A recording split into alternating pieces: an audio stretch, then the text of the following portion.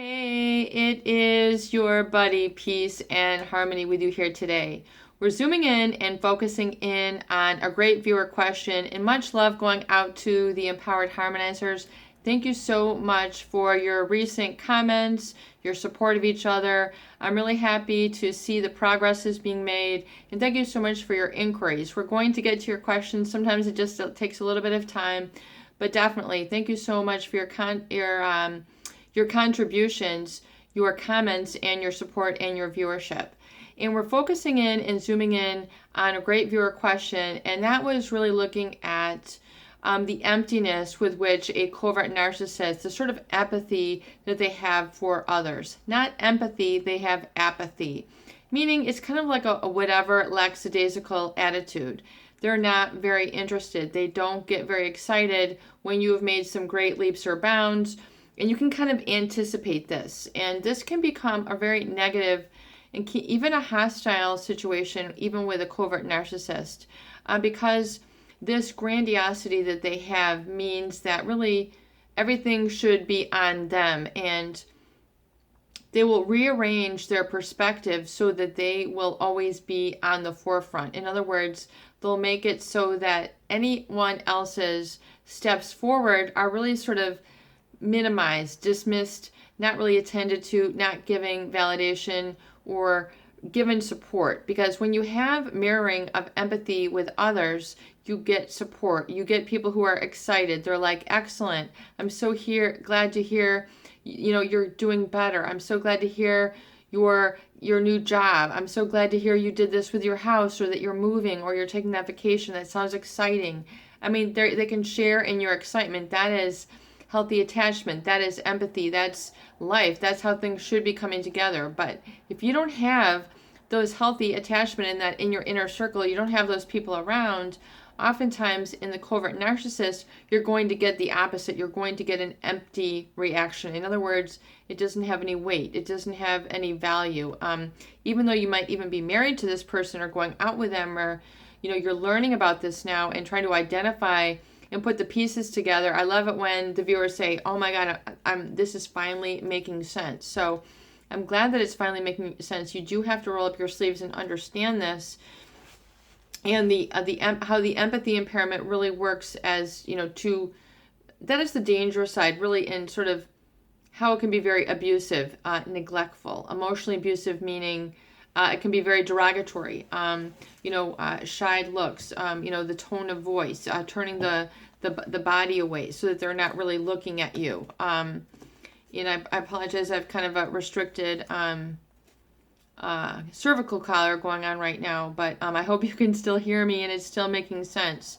And so when you are accomplishing things, oftentimes it's like, well, this will begin a trigger for them. So you might see more of the stonewalling.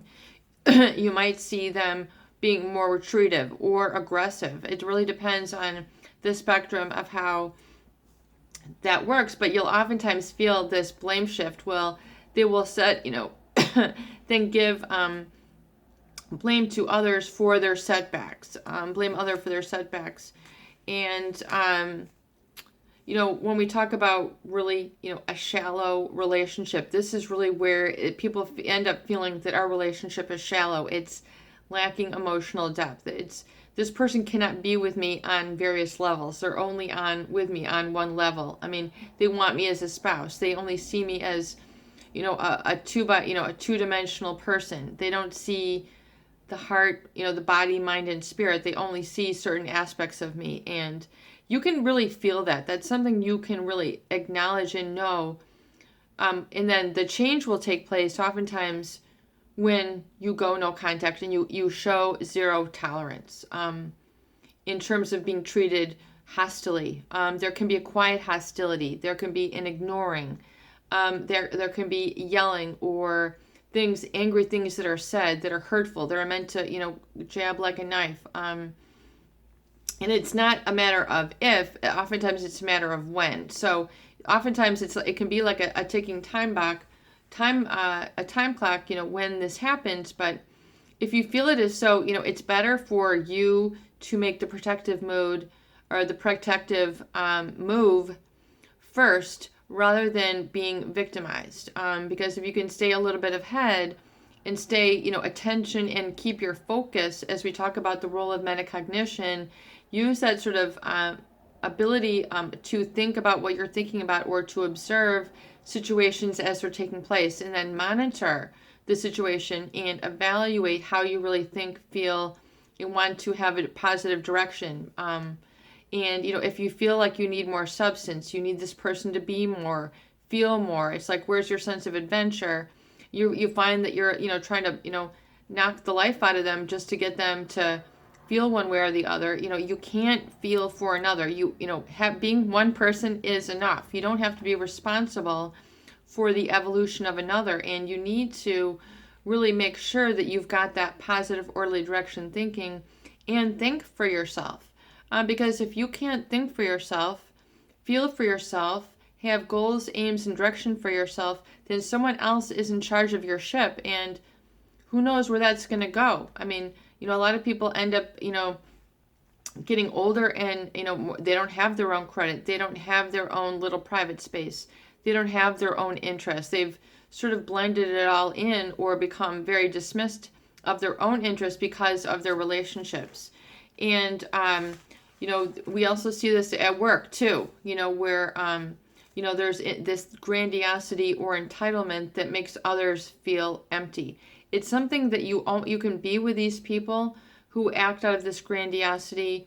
Is kind of like a foundationless claim, or a sense of entitlement, which just means the sort of grandiosity or arrogance with which they approach people and things. And oftentimes it's not even just one little thing. It can be a number of different things, but it's something you can definitely feel. And sometimes people look up to those people who are arrogant, or, generally though, people in long-term relationships, they don't want the superficial. They don't want the empty. They don't want the vapid. They grow out of it. And so I think that's a very important key concept to focus on, is that you can grow out of these stages and grow into something more, grow into something bigger, more substantial, more secure. And oftentimes that comes with just a matter of decision and choice. And it's just like saying, I'm making a choice now. I'm making a decision now. I'm seeing choices now. I'm seeing opportunities now.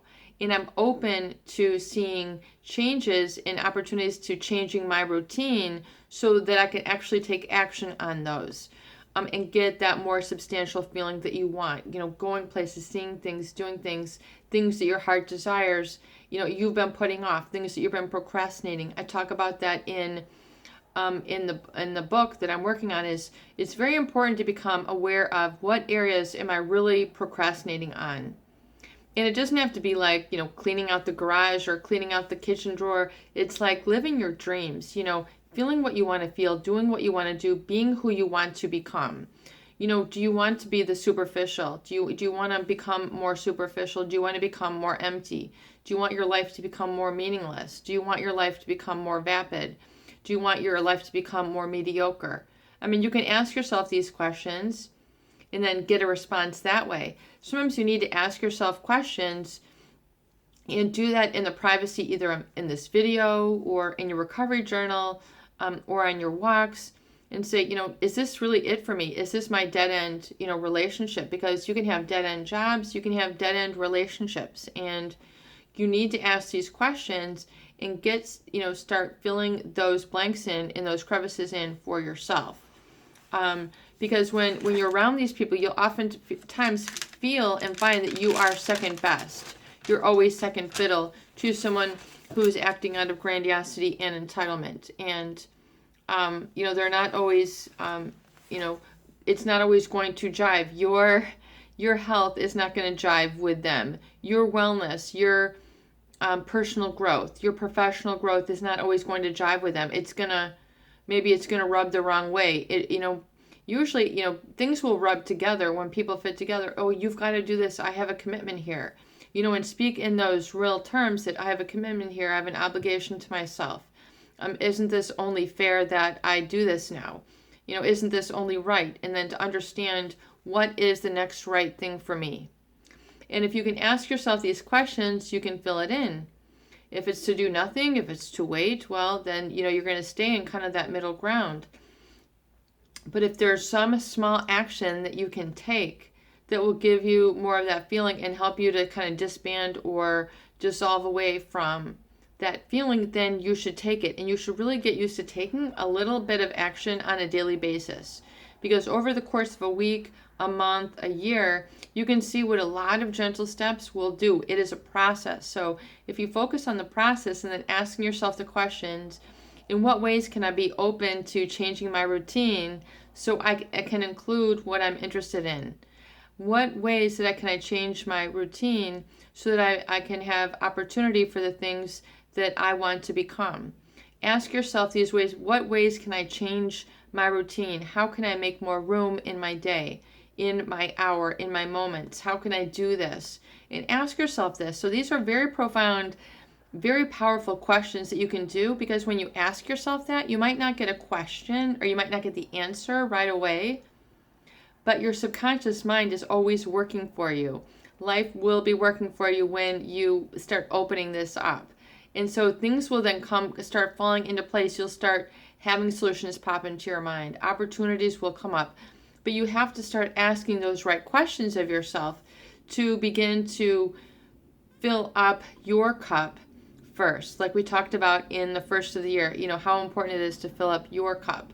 And you must do this without guilt, without insult, and without criticism, and begin to fill up your cup first. And it's so important because especially after you've been in these relationships that are so tinged with this feeling of emptiness and really what is like becoming an echo, what Dr. Craig Malkin calls echoism, where basically all you do is echo the needs of another. This can become it can create the very empty, vapid life. And so you have to, sometimes it takes work to find out what these things are if you don't want to just be kind of a carbon copy of the needs of another. You need to bring yourself into that dimension. And if you're not there right now, don't worry about it. At least you have identified it. At least now you're consciously aware of an area of your life that needs to be updated. Okay, that's the first step. And then next is consciously taking a step towards, hey, what little thing can I do positively in the pursuit of that now?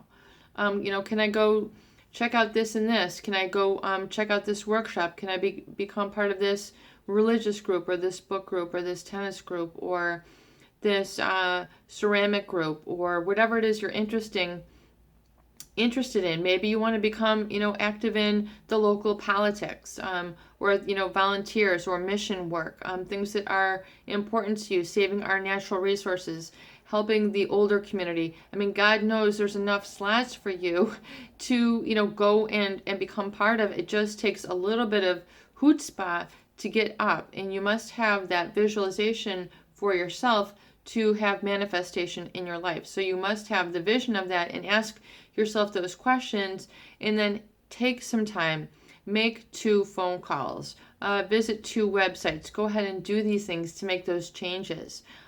Go on to themeetup.com, find something where you can actually fill your cup first and don't worry about the others. It is your buddy, Peace and Harmony, with you here today, and I hope that these videos do help.